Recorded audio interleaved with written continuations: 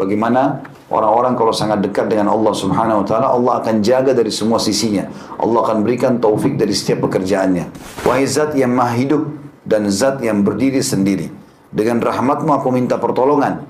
Perbaikilah segala urusanku dan jangan diserahkan kepadaku meskipun sekejap mata tanpa ada pertolongan darimu. Bismillahirrahmanirrahim. Lebih dari 1000 amalan sunnah dalam sehari semalam, dan kita masih dalam zikir pagi petang, dan kita sudah membahas doa terakhir yang dibaca 7 kali pada pagi dan sore hari, yaitu Hasbiyallahu la ilaha illa huwa alaihi tawakkaltu huwa rabbul arsyil azim. Cukuplah Allah yang memenuhi segala kebutuhan untukku, dan tidak ada ilah yang berhak diibadahi kecuali Dia. Kepadanya lah aku bertawakal, dan Dialah Rabb yang memiliki arsy yang maha agung. Ini sebagaimana disebutkan dalam hadis yang sahih, dibaca 7 kali pagi dan 7 kali sore. Dan kalimat Hasbiyallah ini yang digunakan oleh para sahabat pada saat mereka terdesak dan tersebarnya berita kalau Nabi SAW telah meninggal di perang Uhud. Maka mereka yang berpegang teguh pada imannya mengatakan hasbunallah wa ni'mal wakil. Lalu Allah mengatakan dalam Al-Quran, maka Allah balik perasaan khawatir mereka menjadi ketenangan dan kemenangan. Juga kalimat ini diucapkan pada saat orang-orang Quraisy menakut-nakuti pasukan muslimin di perang Hamrat Asad setelah perang Uhud. Maka orang-orang Quraisy mengatakan pasukan Quraisy 2.800 orang, bahkan 3.000 orang, kurang sedikit dari 3.000 orang, 2.900 sekian, itu akan menyerang kalian, sementara kalian luka-luka semuanya. Maka mereka dengan penuh keyakinan mengatakan hasbunallah wa ni'mal wakil. Yang menyelamatkan Ibrahim alaihissalam selamat dari api pada saat dibakar, kalimat hasbunallah wa ni'mal wakil atau hasbiyallah wa ni'mal wakil. Dan apapun teman-teman yang sekalian yang kita butuh bantuan Allah, ucapkan kalimat ini. Ada orang berbuat kezaliman, ada kejadian yang kita tidak sukai, ada penyakit yang menimpa, selalu kita mengatakan hasbiyallah wa ni'mal wakil. Dan tanpa ada cobaan pun disunnahkan membaca 7 kali pagi dan 7 kali sore. Ada juga sedikit hikmah kita petik dari pelajaran yang sebelumnya, adalah mengganjilkan zikir ini dan doa adalah bagian dari sunnah Nabi SAW. Misalnya 1 kali, 3 kali, 5 kali, 7 kali, ya. Itu sunnah Nabi SAW. Karena Nabi SAW mengatakan, Inna Allah witrun yuhibbul witra. Allah itu ganjil dan suka dengan yang ganjil. Maka teman-teman kalau berdoa, maka diganjilkan. Misalnya kita sudah mengatakan, Rabbana atina fid dunya hasanah wa fil akhirati hasanah wa qina adzabannar. Ulangi lagi, 3 kali sampai 7 kali. Ini juga tercontohkan pada saat kita sedang tawaf, ya.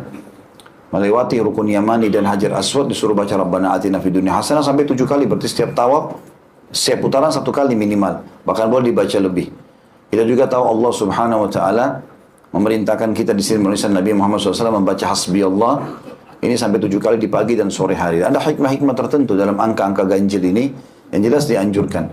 Kalau kita melihat saran para ulama, maka angka yang paling tepat minimal 3 sampai 7 kali, ya.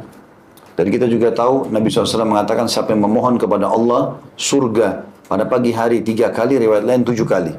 Maka surga akan berbicara mengatakan, Ya Allah, surga akan berdoa sambil mengatakan, Ya Allah, sesungguhnya hambamu fulan yang memohon agar berlindung agar masuk ke dalamku, maka masukkanlah ia. Dan siapa yang berlindung dari api neraka setiap hari, pagi ataupun sore, 3 kali, riwayat lain 7 kali, maka neraka akan berkata, Ya Allah, selamatkan dia dariku karena dia telah berlindung kepadamu. Ini disebutkan juga angka 7 kalinya atau 3 kalinya. Kita akan masuk teman-teman ke doa mulia pada pagi ini atau pada siang ini, termasuk zikir pagi petang, meminta agar segala keselamatan diberikan kepada kita. Dan doa ini kata ulama boleh dibaca selain zikir pagi petang juga, antara azan dan iqamah. Kalau yang hafal bahasa Arabnya, alhamdulillah. Kalau tidak, maka minimal mengetahui bahasa Indonesianya. Yang kita baca nanti terjemahannya, ya. Di antara doa yang dianjurkan di poin F-nya adalah Allahumma inni as'aluka al-afwa wal-afiyah fid dunya wal-akhirah. Allahumma inni as'aluka al-afwa wal-afiyata fi dini wa dunyaya wa ahli wa mali. Allahumma astur awrati wa amin rawati. Allahumma hafadhni min bayni yadayya wa min khalfi wa an yamini wa an shimali wa min fawki wa a'udhu bi'azamatika an ugtala min tahti. Terjemahannya, Ya Allah, itu Allahumma, Inni as'aluka, aku memohon kepadamu dengan sangat al-afwa, pengampunanmu, wal afiyah, dan keselamatan selamanya di dunia dan di akhirat. Di sini ada penggunaan kalimat afu. Afu ini teman-teman kalau ingat riwayat tentang malam Lailatul Qadar, Aisyah radhiyallahu anha pernah bertanya kepada Nabi SAW, ya Rasulullah, andai saja saya mendapatkan Lailatul Qadar, apa yang saya ucapkan? Allahumma innaka afuun tuhibbul afwa fa'fu anni. Apa maksudnya ini? Kenapa kita meminta afu? Jadi sifat Allah afuun artinya suka memaafkan walaupun mampu menyiksa. Jadi misalnya kita buat salah, jelas-jelas kita zina, jelas-jelas kita bohong, jelas segala macam. Kalau kita sebutkan ini, Allahumma innaka afuun tuhibbul afwa fa'fu anni, maka kita mohon kepada Allah agar dimaafkan tanpa ada hukuman. Ya, itu maknanya. Maka kita minta di pagi hari itu, Allahumma inni as'alukal afwa. Kata ulama hadis, kalau ada yang aku lakukan pelanggaran dari semalam ya Allah sampai pagi ini yang dasarnya engkau mampu menghukumku, maka maafkanlah. Itu maknanya dari afu. Allahumma inni as'alukal afwa. Kemudian wal afiyah. Afiyah bisa masuk maknanya keselamatan, bisa masuk dalamnya kesehatan. Tapi yang lebih global keselamatan, masuk dalamnya tentu kesehatan, ya, ketentraman jiwa, kemakmuran segala macam. Dan kita minta di dunia dan di akhirat. Dan ini keyakinan seorang mukmin, memang dua wilayah ini ada. Dan kita selalu beramal menanam sesuatu di dunia untuk akhirat. Allah mengatakan dalam Al-Quran, walal akhiratu khairun laka minal ula. Dan ketahuilah hai Muhammad dan sampaikan kepada umatmu, akhirat itu tempat tujuan lebih baik daripada kehidupanmu di dunia. Kemudian juga Allah mengatakan, bal tu'thiruna al-hayatad dunya wal akhiratu khairun wa abqa. Kalian terus repot mengumpulkan dan mengejar dunia, dan kalian lupa ada akhirat yang khairun wa abqa, dua sifatnya, lebih baik dan lebih kekal, gitu kan? Maka ini semua menjelaskan kepada kita tentang memang ada dua kehidupan ini. Hanya saja seorang muslim selalu menjadikan akhirat sebagai target dan dunia ditunggangi untuk mendapatkan yang terbaik di sana nanti. Dan tidak boleh kita luputkan dari ini tentunya. Kita minta di sini Allah berikan kita pemaafan di dunia, kalau pernah buat salah, pemaafan di akhirat. Kita juga minta keselamatan, kebahagiaan di dunia dan juga di akhirat. Dan ini penting seseorang muslim selalu mengucapkan masalah ini. Kata sebagian ulama, siapa yang membaca ini di pagi hari satu kali dan membaca sore satu kali, maka dipastikan dia akan aman dari semua hal yang tidak menyukai bagi dia. Ya. Lanjutannya doanya, Allahumma inni as'alukal afwa wal afiyah. Diulangin lagi, ya Allah, aku mohon kepadamu agar engkau memberikan kepadaku pengampunan dan pemaafan serta keselamatan. Tapi di sini dirincikan. Dikatakan fi dini, di dalam agamaku. Maknanya jangan sampai agamaku yang tercoreng. Ya. Apapun kekurangan yang aku miliki, jangan sampai aku kurang dalam melaksanakan perintah agama. Wa duniyaya, begitu juga dalam urusan duniaku. Semoga semua urusanku engkau maafkan kalau aku salah, engkau berikan keselamatan agar aku dapat maksimal kalau aku targetkan.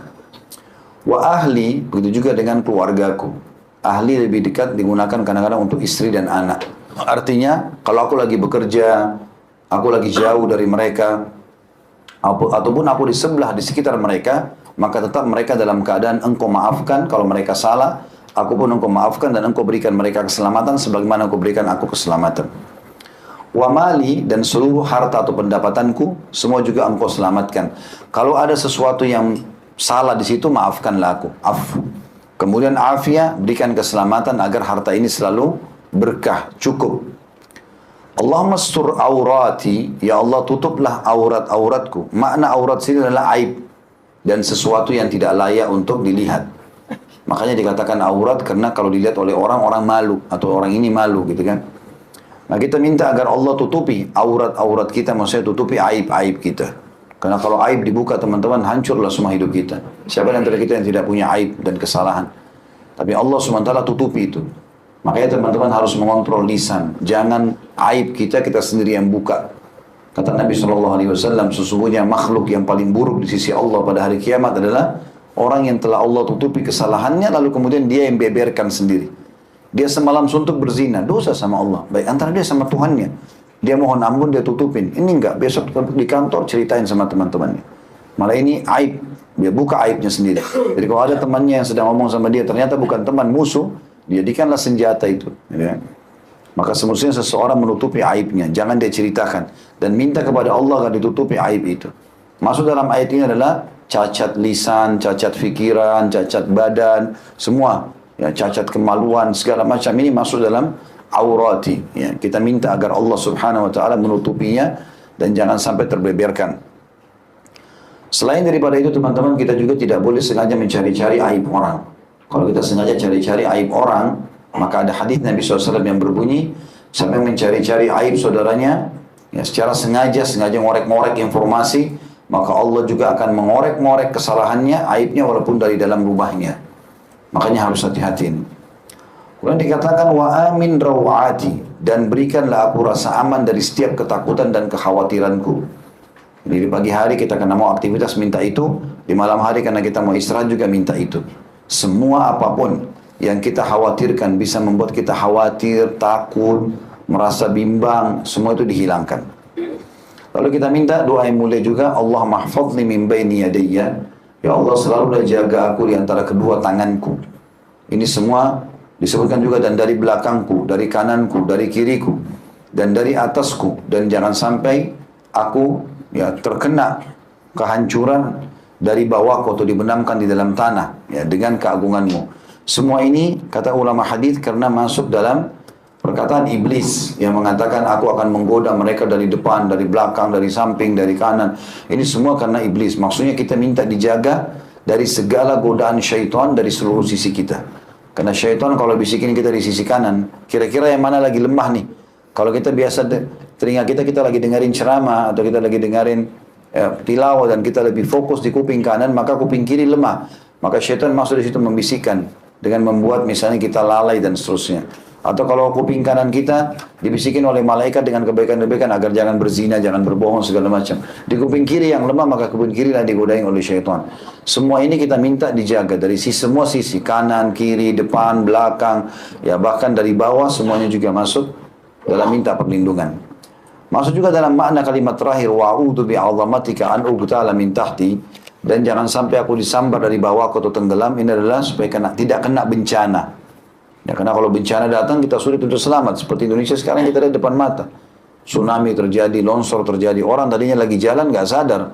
Bahkan masih pakai mobil, ada yang duduk di pinggir pantai, lagi makan dan minum. Allah SWT datangkan itu.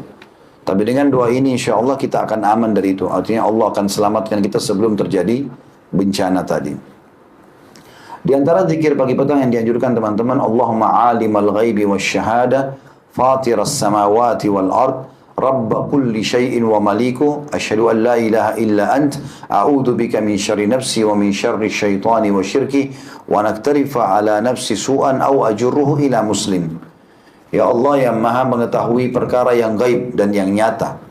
Ini keyakinan seorang muslim tentang Tuhannya, faham semuanya. Wahai Rabb pencipta langit dan bumi. Mana pencipta dari tidak ada menjadi ada. Semua ini Allah yang adakan. Rabb atau pencipta ataupun pemilik atas segala sesuatu dan yang merajainya, menguasainya. Sampai kalimat ini dulu saya luruskan atau saya jelaskan teman-teman sekalian. Ingat, selalu kita harus yakin dan jadikan pegangan hidup. Penuh keyakinan ini teman-teman sekalian. Sebenarnya hubungan kita yang hakiki adalah sama Tuhan Allah SWT. Makhluk-makhluk ini hanya Allah jadikan penyebab saja. Kalau ada orang teman-teman sekalian bermasalah depan mata kita dengan kita langsung istighfar kepada Allah. Minta mohon kepada Allah Subhanahu wa taala, bukan yang lain. Berarti kita lagi ada masalah dengan Allah Subhanahu wa taala, maka Allah datangkan makhluk-makhluknya, gitu kan? Kata Nabi SAW, tidak ada satu kaum di satu komunitas negara yang berbuat kemaksiatan atau pelanggaran agama kecuali Allah akan datangkan kepada mereka pemimpin yang zalim. Berarti perilakunya dari situ. Karena rusaknya hubungan sama Allah, Allah datangkan cobaan buat mereka. Makanya harusnya kita memahami kalau ada masalah berarti kita sedang bermasalah sama Allah SWT. Beristighfar kepadanya selesai, gitu kan? Waktu Adam alaihissalam digoda oleh iblis untuk memakan buah dan dilarang oleh Allah SWT, dia tahu itu pelanggaran, tapi dia tidak menghardik lagi iblis. Seperti misalnya kita sedang melakukan ada masalah sama orang lain itu menjadi penyebab kita jadi masalah, gitu kan? Udah kita nggak bahas lagi orang itu. Nabi Adam alaihissalam langsung mengatakan Rabbana zalamna anfusana wa illam taghfir wa tarhamna lanakunanna minal khasirin. Wahai Tuhan kami telah zalimi diri kami. Kesalahan kami ikutin orang ini, iblis ini, gitu kan. Kalau kau tidak ampuni kami, maka kami termasuk orang-orang rugi. Jadi sebenarnya yang dititik beratkan adalah hubungan kita sama Allahnya. Kalau ini semua variabel penyebab Allah datangkan. Ya, makanya teman-teman bermuhasabahnya begitu. Kembali kepada Allah subhanahu wa ta'ala. Dikatakan oleh kaum salafus saleh, aku tahu kalau aku punya dosa dengan Allah pada saat aku terhalangi dari sholat subuh berjamaah. Ada juga yang mengatakan, aku tahu aku sedang berbuat dosa kalau aku lihat perubahan pada sikap istriku, tungganganku, dan juga tikus yang masuk ke dalam rumahku. Artinya kalau orang betul-betul menjaga hubungannya dengan Allah SWT akan aman semuanya, sampai pada hal-hal yang kecil. Juga dalam hadis-hadis yang lain juga disebutkan seperti itu. Bagaimana orang-orang kalau sangat dekat dengan Allah Subhanahu wa taala, Allah akan jaga dari semua sisinya. Allah akan berikan taufik dari setiap pekerjaannya. Kita mengatakan di sini, aku bersaksi bahwa tidak ada ilah yang berhak diibadahi kecuali Allah atau kecuali Engkau. Aku berlindung kepadamu dari kejahatan diriku dan syaitan juga sekutunya. Di sini kita mengucapkan kalimat tauhid lagi untuk memperbaharui tauhid kita, la ilaha illallah, karena ini harus selalu diulangi. Siapa yang akhir kalimatnya la ilaha illallah akan masuk surga. Kita berbaharui itu lalu kita mengatakan, ya Allah, aku berlindung kepadamu dari keburukan diriku. Maksudnya keputusan yang diriku ambil. Kalau itu salah, maafkan. Dan gangguan dan keburukan syaitan. Di sini dan syirki, maksudnya sekutu-sekutunya. Siapapun yang membantu syaitan untuk itu. Karena syaitan, teman-teman, bisa bisikin kita secara langsung. Bisa juga dia gunakan manusia. Makanya dalam surah An-Nas kita katakan, alladzi yuwaswisu fi sudurin nas minal jinnati wan nas. Memang ada jin dan manusia yang menggoda kita. Ada kadang-kadang teman-teman syaitan bisikin kita, suruh kita berzina, kita nggak mau, nolak. Jiwa kita berjuang tapi kita melawan. Terus kemudian syaitan gerakin ada orang-orang fasik di sekitar kita, mereka yang rayu. Udahlah, nggak apa-apa lah, gini, nanti aku yang traktir, segala macam, supaya kita terjerumus. Maka kita minta dijauhkan dari keburukan syaitan, jangan tergoda dengan dia dan sekutu-sekutunya. Lalu dikatakan, atau riwayat lain juga ada, wa'udhu bika min syarri, Allahumma inni a'udhu bika min syarri nafsi, min syarri kulli dabbatin, anta akhidun binasiyatiha. Ya Allah, aku berlindung kepadamu dari keburukan diriku dan keburukan semua makhluk yang ubun-ubunnya engkau memegangnya. Kata ulama hadis, yang maksud adalah semua makhluk termasuk hewan-hewan. Bahkan serangga segala macam enggak akan bisa mengganggu dia kalau dia berlindung kepada Allah dengan doa ini. Kemudian wa an aqtarifa ala nafsi su'an, dan jangan sampai aku menjerumuskan diriku pada keburukan atau pelanggaran. Ini kita berlindung kepada Allah SWT, jangan sampai berbuat dosa. Kalau ada di antara kita teman-teman orang yang mau berbuat dosa lalu dia seperti terlindungi, ya, misalnya batal, gagal, ada yang tahu, maka bersyukurlah kepada Allah. Karena justru itu bentuk kasih sayang Allah. Allah ingin kita tidak terjerumus di situ. Ya, nggak usah kita doakan keburukan, sial saya ini.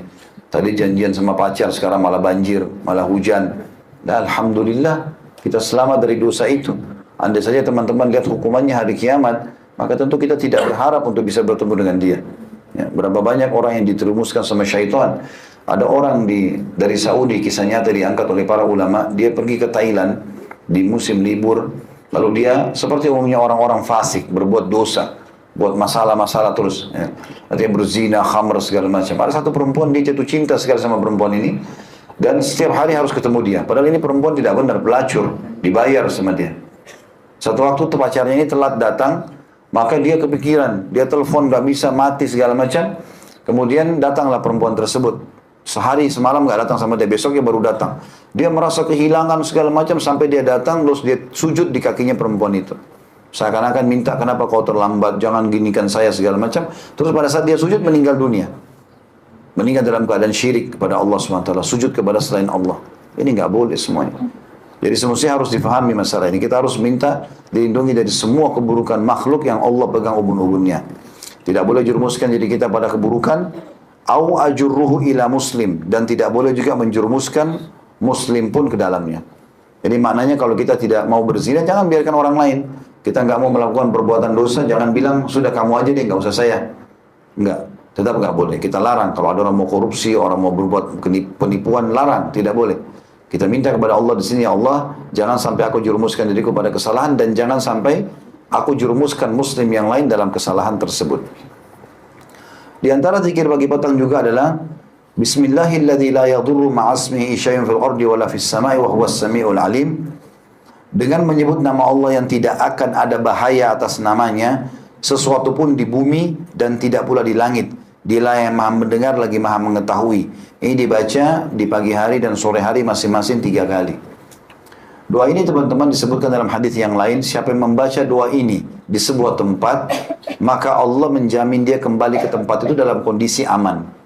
Misal mau keluar rumah, baca Bismillahirrahmanirrahim la yadurru ma'asmihi syai'un fil ardi wala fis sama' wa huwas samiul alim.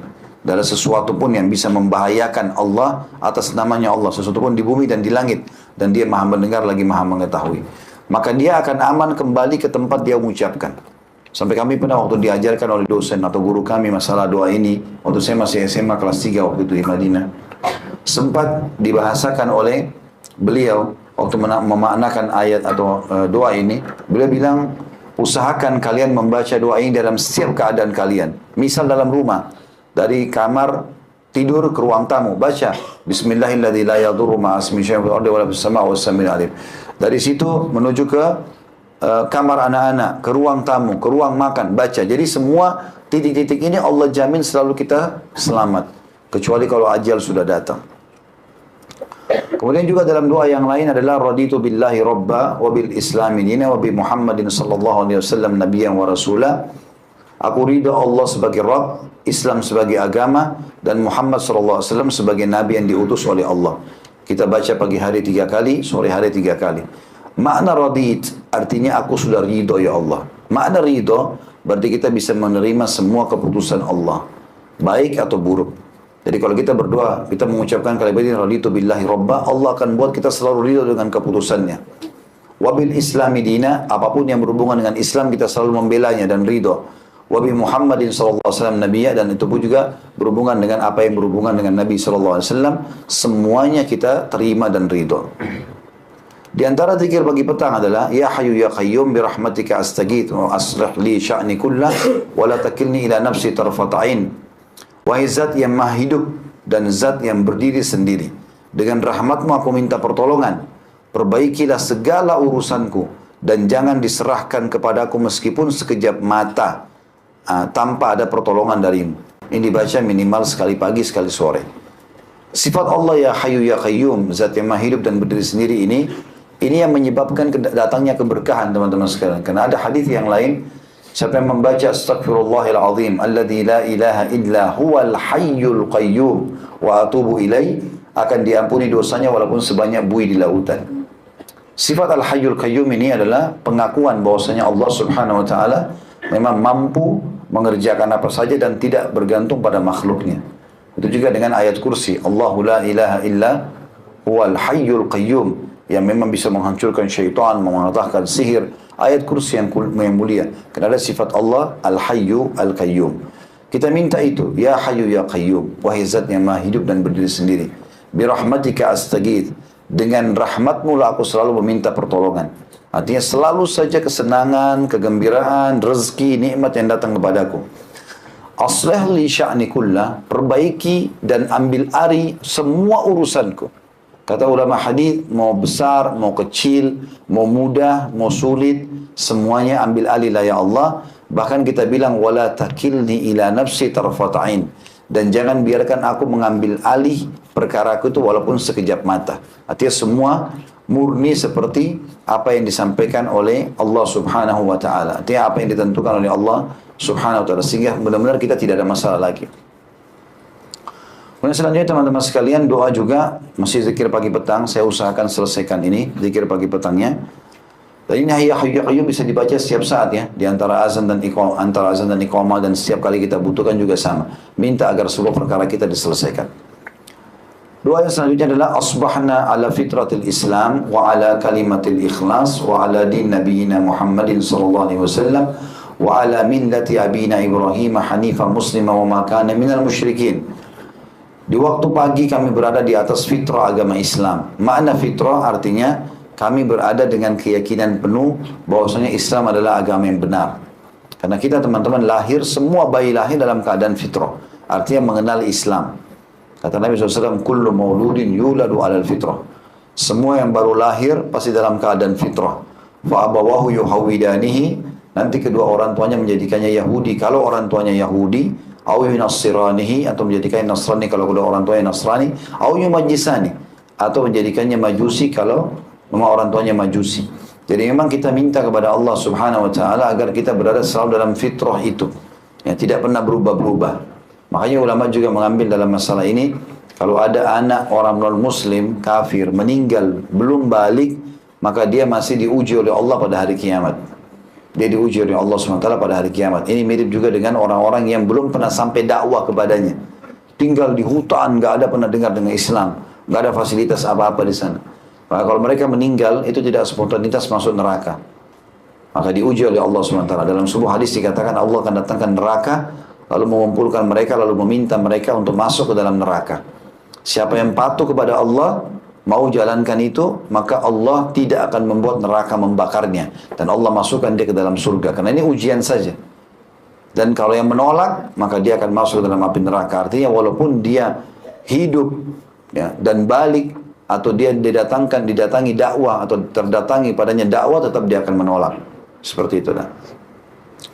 Wa ala kalimatil ikhlas, dan kami tiba dengan kalimat ikhlas. Bisa maknanya adalah selalu ikhlas dalam beribadah kepadamu. Bisa juga maknanya adalah kami di atas kalimat tauhid. Karena kalimat la ilaha illallah, nama lainnya adalah kalimat ikhlas. Wa ala din nabiyina Muhammadin sallallahu alaihi wasallam, dan kami selalu berpegang teguh pada ajaran Nabi Muhammad sallallahu alaihi wasallam. Wa ala millati abina Ibrahim, dan juga mengikuti ajaran ayah kami Ibrahim. Hanifah muslimah, kami selalu lurus dan menyerahkan diri kepadamu. Wa ma kana minal musyrikin, dan tidak termasuk orang-orang yang menyekutukan Allah. Tapi di sini kekuatannya adalah bagaimana kita minta hidup dan mati dalam keadaan Islam. Di sore hari kita ganti asbahna menjadi amsayna ala fitratul Islam, ya, dan selebihnya sama saja. Artinya kami tiba pada sore hari dalam keadaan berpegang pada fitrah Islam itu sendiri. Di antara zikir yang dianjurkan teman-teman sekalian adalah, tapi ini cukup banyak jumlahnya, sekitar 100 masing-masing, adalah subhanallahi wa bihamdi. Ini dibaca 100 kali. Kata Nabi SAW, barang siapa yang membacanya 100 kali pada pagi dan petang, niscaya tidak ada seorang pun yang datang pada hari kiamat dengan membawa sesuatu yang lebih utama dari apa yang dibawanya, kecuali orang yang mengucapkannya atau seperti apa yang diucapkan atau melebihinya. Selain itu orang yang mengucapkan akan dihapus dosa-dosanya walaupun sebanyak buih di lautan, sebagaimana dijelaskan di dalam hadis riwayat Imam Muslim nomor 2691. Jadi teman-teman sambil iseng waktu kosong, subhanallahi wa bihamdi, subhanallahi wa bihamdi, subhanallahi wa bihamdi. Ini diucapkan 100 kali. Kalau kita biasa zikir 33, dengan jari kita habis sholat dilipat gandakan 3 kali. Maka itu sudah cukup untuk mengampuni semua dosa dalam hadis walaupun sebanyak buih di lautan. Ya, ini keutamaan yang sangat besar. Juga kata Nabi SAW, 2 kalimat ringan di lidah, berat di timbangan hari kiamat, dan juga dicintai oleh Allah SWT, subhanallahi wa bihamdi, subhanallahil azim. Tapi maksud dalamnya subhanallahi wa bihamdi ini. Juga maksud dalamnya dibaca 100 kali, la ilaha illallah wahdahu la syarikalah, lahul mulku wa lahul hamdu wa huwa ala kulli syai'in qadir. Tidak ada ilah yang berhak diibadahi selain Allah semata, tidak ada sekutu bersamanya, baginya kerajaan dan baginya segala puji, dia maha kuasa atas segala sesuatu. Ini kata Nabi SAW, siapa yang membacanya 100 kali pada pagi dan 100 kali pada sore, maka dia juga akan datang pada hari kiamat, membawa pahala, tidak ada orang yang menyamai pahala dia, kecuali orang yang berbuat seperti dia atau lebih. Juga dalam hadis dikatakan, barang siapa yang mengucapkan 100 kali dalam sehari, maka baginya pahala seperti memerdekakan 10 budak. Ditulis baginya 100 pahala dan dihapus darinya 100 keburukan. Baginya perlindungan dari syaitan pada hari itu hingga sore hari. Artinya dari pagi tidak akan diganggu oleh syaitan sampai sore hari. Makanya teman-teman yang terapi sihir, gangguan syaitan ya, gangguan-gangguan ain, penyakit kronis, semua ini harus dianjurkan untuk dibaca. Dan rutin udah, harus jadi wirid dia. 100 kali pagi, 100 kali sore. Dijamin dengan izin Allah SWT, dia akan selamat dari perlindungan syaitan. Juga perlindungan Allah SWT datang dari penyakit-penyakit yang sedang menimpa dia. Di antara zikir yang dianjurkan adalah membaca istighfar 100 kali. Astagfirullah wa atubu ilaih. Ini insya Allah dalam hitungan menit saja. Bahkan antum sebentar bubar, antri di lift, mau menuju ke kantor, bisa astagfirullah wa atubu ilaih, astagfirullah wa atubu ilaih. Ini saya pernah praktekin 1 menit bisa sampai 100 kali. Ya. Dan pahalanya sangat besar. Dan dari mana kita tahu teman-teman? Bisa saja astagfirullah wa atubu ilaih. Ini sekali kita ucapkan diampuni dosa kita setahun atau 2 tahun atau 3 tahun. Kita nggak pernah tahu bobotnya. Makanya Nabi SAW mematoknya kurang lebih 100 kali ya. Kalau astagfirullah itu pengucapan maaf kepada Allah. Seperti kalau kita buat salah sama orang, kita bilang maafin saya. Atubu ilai artinya kita mengikrarkan tidak akan mengulanginya. Di antara zikir pagi petang adalah Allahumma inni as'aluka ilman nafi'a wa rizqan wasi'a wa amalan mutaqabbala. Ya Allah, aku meminta kepadamu ilmu yang bermanfaat. Puncaknya ilmu agama dan selebihnya semua ilmu yang bisa bermanfaat bagi diri dan manusia. Wa rizqan thayyibah dan rezeki yang thayyibah. Thayyibah bisa terjemahkan baik, bisa juga thayyibah adalah yang banyak dan memuaskan, ya. Dan wa amala mutaqabbala, amal yang selalu diterima. Jadi nggak ada yang ditolak. Ini cuma dibaca, kalau ini dibaca pagi hari saja, ya. Kalau khusus ini makanya ditulis itu dibaca ketika pagi, sesudah sholat subuh satu kali. Ini dibaca satu kali karena biasanya orang mulai aktivitas di pagi hari itu, minta rezeki dan seterusnya.